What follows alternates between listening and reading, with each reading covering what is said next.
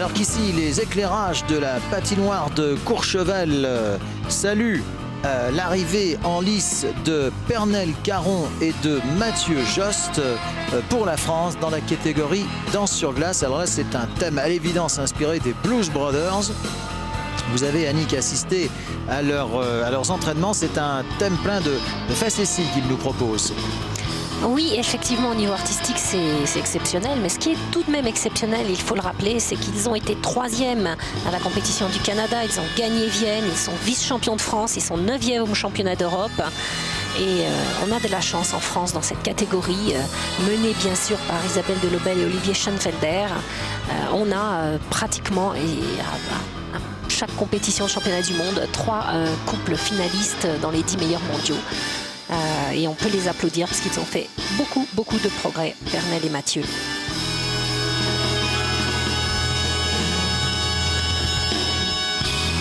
Même s'il a raté le chapeau. Oui, mais ça prouve que c'est du live, hein, cette affaire. Et, oui, mais il ne rate jamais Pernelle. Hein. Et on peut comprendre pourquoi. Hein. Oui, car à l'évidence, Mademoiselle Caron a certains arguments assez solides à présenter qui ne doivent pas vous laisser insensible, mon cher Brian. Ah non, ça c'est du plaisir à regarder, il n'y a pas de problème. Et effectivement, Mathieu a bien de la chance de patiner avec une aussi ravissante partenaire. Bon, écoutez, messieurs, Mathieu est un beau garçon aussi. On regarde moins. Mais nous on regarde. Alors, oui, mais ça c'est ce qui fait la grâce de ce sport, hein, c'est ce qui fait la grâce du patinage naturellement. Alors il ne faut pas s'y tromper, hein, c'est un programme plein de gaieté, de vivacité, d'allant, mais très travaillé. Et je sais, Brian, parce que nous avons souvent discuté ensemble, que vous autres patineurs êtes extrêmement sérieux dans la préparation des programmes de gala, qui font vraiment partie intégrante de votre itinéraire. Les galas sont vraiment très importants parce que quand on fait des galas, on évolue, ça nous permet de communiquer avec le public. Et cette communication, après, on peut la transmettre en compétition. Et comme je disais tout à l'heure, ça nous permet de tester plein de styles, de pouvoir être capable de patiner sur n'importe quelle sorte de musique. Et les galas, voilà, ça nous apporte énormément. C'est un entraînement très important. Et voilà, moi, ça m'a permis d'évoluer artistiquement, de prendre conscience de beaucoup de choses.